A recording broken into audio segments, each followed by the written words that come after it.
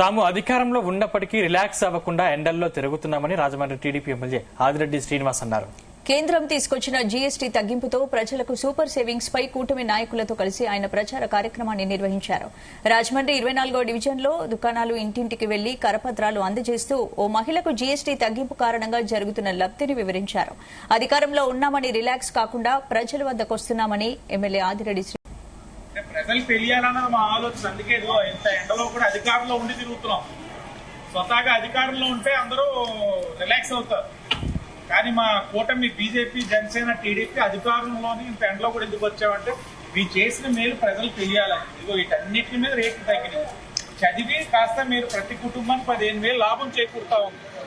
నరేంద్ర మోడీ గారు తీసుకున్న సంస్కరణ మీరు కూడా తెలుసుకుని ఆ ఉపయోగాలు మీరు పొందాలన్నది మా ఆలోచన.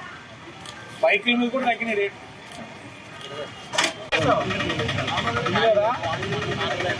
నీ ఫ్యామిలీయా? నీ 15,000 నువ్వే తీసుకోమ్మా.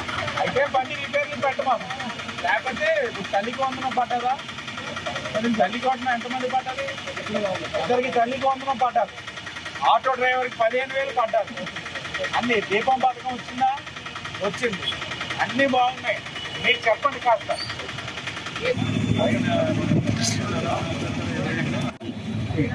3 కాంపోనెంట్స్ ఎంత అవుతాయి?